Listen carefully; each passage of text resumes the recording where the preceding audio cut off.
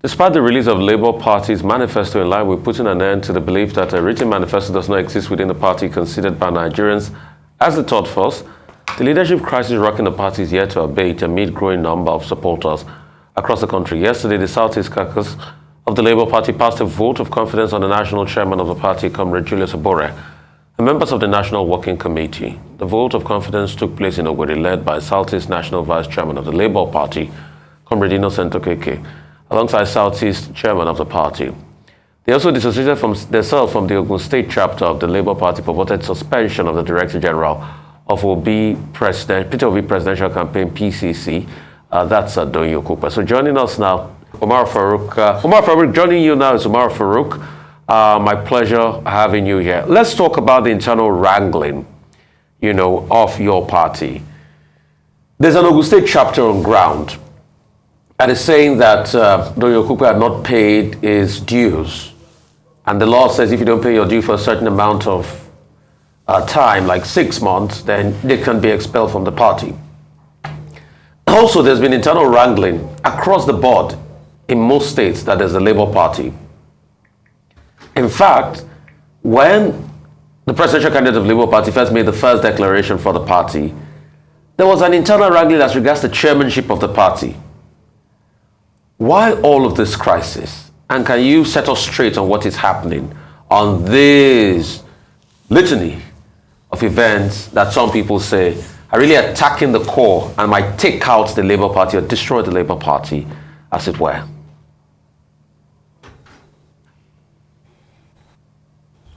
Well, thank you very much, Mr.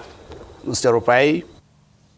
And to put records straight, my name is Alhaji Umar Farouk. I got that. I'm the National Secretary of the Labour Party. Thank you so much for that. Thank you so much for that. Sorry about the mix-up. Yes. Yeah. It is quite unfortunate at this time the party is being engulfed in this crisis, but we are not unaware of the fact that the rising star of the party at present moment, one should expect such thing to happen. The party is indeed a force to reckon with now, and so many interested, vested interest will be coming out to dish out their antics to distract the leadership and also the leadership of the campaign council. They can only do that through an insider. We have had similar crises when the suspended national youth leader started doing some issues that had to be cautioned, and a disciplinary action was taken against him so that to rectify the situation and also to give the party the leverage, to focus on the issue of the campaign. We have recently received from our Ogun State chapter a suspension from the party of Dr. Doyin Okupe, who is also the Director General of the Obidati Presidential Campaign Council. Well, Ogun State chapter have not followed the due process as it is enshrined in the party to discipline an erring member, which has to start from his word and the provision of the Constitution as provided in the Constitution of the party. And for them to go and expel him from the party, that is the highest order of impunity. because it is only the neck that can pronounce an expulsion of a member from the party. What only relevant levels of the party can do is to suspend, warn, and as the Constitution, provision of the Constitutions stated.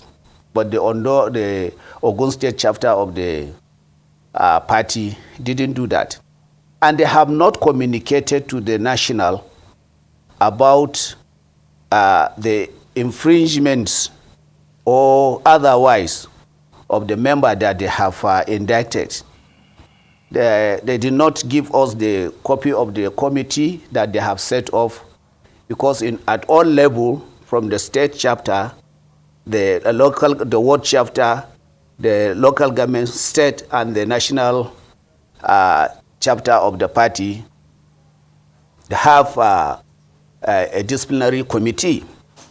And every member, before he is being punished, has to follow the due process. The disciplinary commission has to be set off, and then he should be called, to defend any allegation against him, which we do not see anything happen like that when the Ogun chapter, declared and then come out and made public their decision.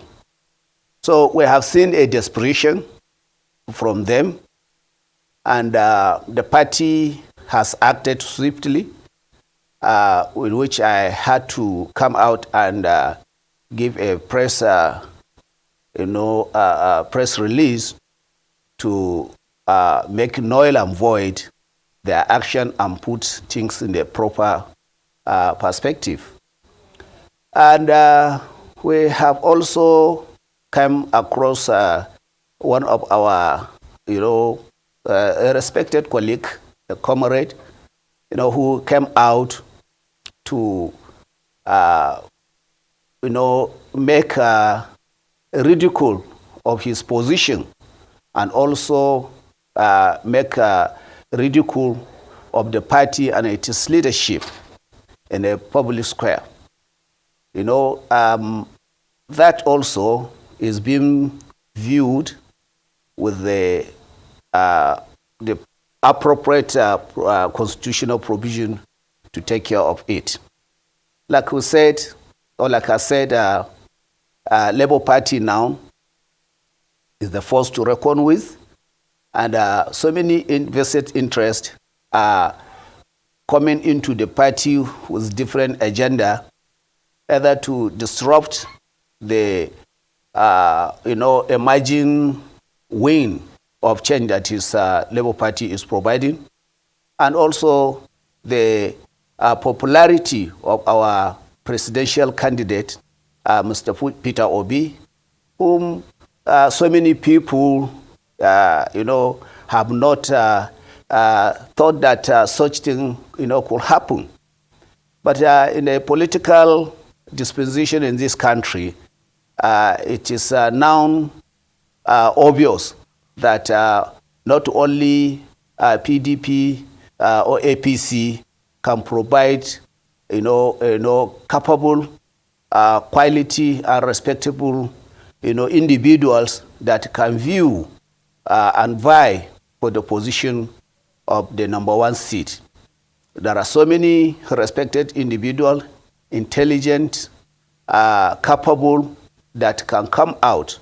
The only thing is to have the required and the appropriate platform, which Labour Party has provided for Peter Obi, and so many people have keyed in and following the obedient movement, to give Nigeria and Nigerians the opportunity, to choose a leader that can change the narrative and bring or give a purposeful and quality leadership that we so much desire in the country. So Labour Party Yes, madam. Thank you for breaking that down. Now, you said something when you were speaking about the fact that a number of people perhaps didn't see this happening, the Labour Party emerging so strongly, particularly with their presidential candidate.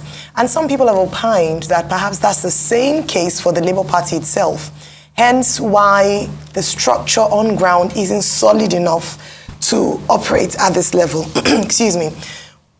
Following the crisis that still hasn't been fully resolved, because you mentioned that you released a swift statement, the members of the Ogun State chapter have been suspended as well under investigation. What measures are in place to ensure that there wouldn't be this kind of occurrence, particularly internally in the Labour Party? Well, you see, that is why last week, the 19 Northern State chapter of the Labour Party were in Kano, and we have interacted and also discussed and passed a vote of confidence on the leadership of our national chairman, Julius Abure, and his team of executive officers. And also yesterday, the Southeast chapter of the party has also, deemed it expedient to also, sit and call on their members to also do the same thing. So this shows to you that there is a cohesion and agreement and understanding within the rank and files of the party. But the only thing that we are not really surprised to see is that some few individuals who cannot resist the temptation of people coming out to influence them and influence their decision, so that they can infiltrate the rank and file of the party. They can come out and say what they are doing. But you see, the beauty of it is that when you do the right thing, the public will come out and pass an opinion about you. And if you are doing the wrong thing, certainly before we go to the court of competent jurisdictions, the court of public opinion will also speak about it. So the Labour Party leadership under Julius Abure, we have been conducting ourselves in such a modest manner to make sure that we are doing things, we are well focused to ensure that we win the election. And we are doing it silently and confidently, and that is why you see the supporters at the our supporters at the grassroots are not shiver or shaking about what is really going on. We are being labeled as we don't have structure. That is laughable. We allow people to be deceived with lack of our structure because we believe structure is a commitment of members to ensure that, yes, what we are doing the right thing. When you view and see the kind of crisis that is going on in those so-called big parties, you see what is happening in Labour Party is just a shy play. But however, we are not pushing it aside. We want to ensure that our members have gone out and have the full confidence that the party is strong, united, and we're going to work hard to see that we ensure the party and its candidates emerge victorious in 2023 general election. Okay, well, Mr. Farouk, I think many people who support your party will probably feel a bit embarrassed that, look, despite all the good intentions of Mr. Peter Obi, his gentlemanliness, his patriotism, when people criticize Labour Party, either they are complaining about supporters of the party, and now we're hearing, quarrel over money, over what has been provided and how it has been managed, well, I guess Nigerians will always be Nigerians, but there's that, what people call that disconnect between the candidate himself, who wants to introduce change, and the army of problematic people who seem to be showing up. But in any case, that's not my question.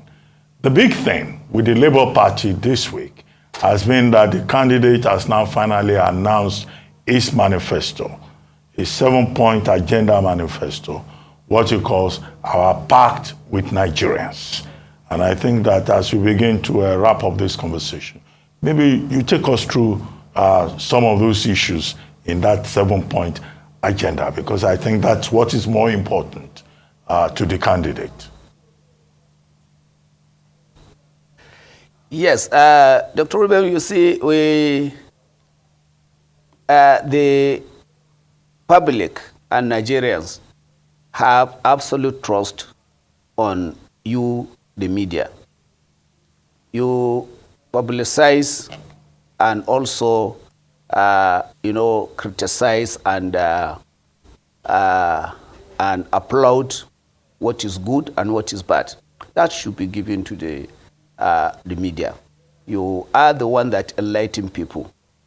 Our principal and presidential candidate, Peter Obi, have always, been talking about the 7-point agenda everywhere he come up initial when he accepted the candidature and the ticket of the Labour Party. He has been emphasizing in different fora about his intention and the point that he has clearly outlined. Every document, if it is being viewed, and can be criticized. Even the holy books, you'll find so many people will say this is wrong, which we believe it is the word of the Almighty. But some people criticize and say this one is it, this one is that.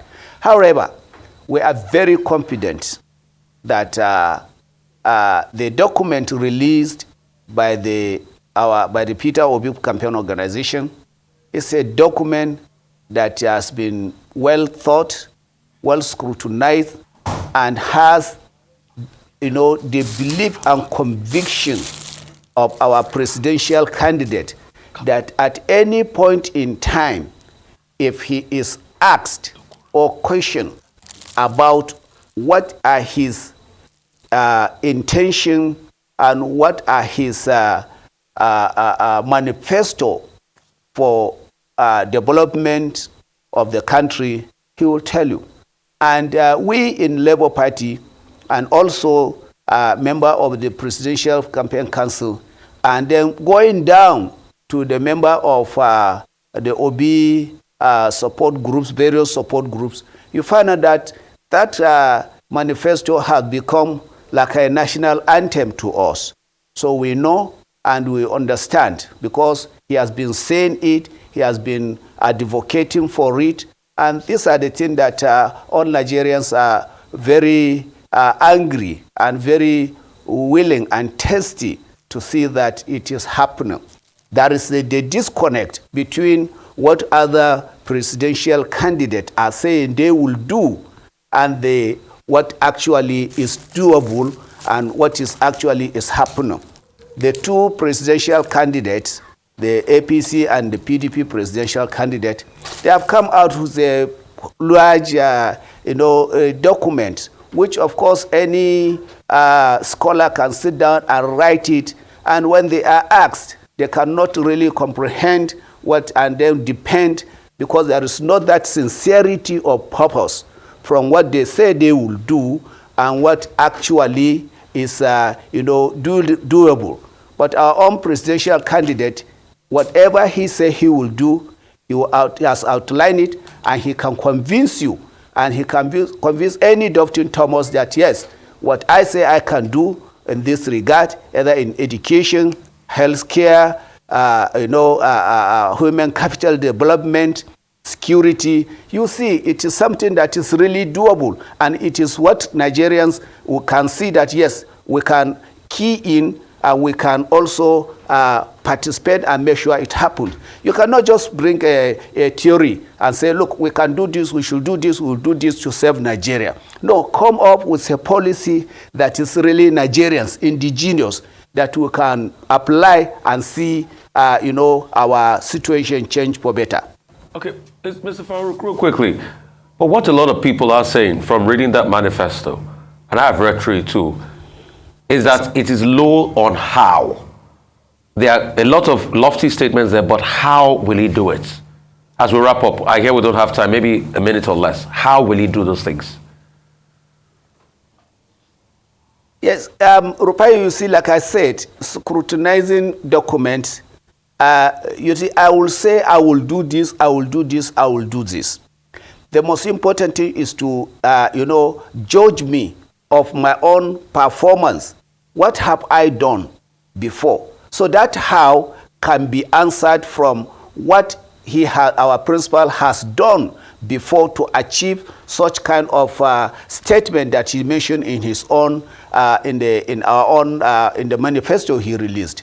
So okay. The how is not actually a difficult thing to answer, because you too can know that, look, I say I will do this, and you can say how. And the answer is simple. We can do it this way, you can also provide. And that is why we want to bring all Nigerians, that whatever we say we will do, or whatever our presidential candidate Peter Obi say he will do, it is something that, is doable. And you can believe and trust us about that. Okay, thank you very much, Mr. Umar Farouk Ibrahim, for joining us on the morning show.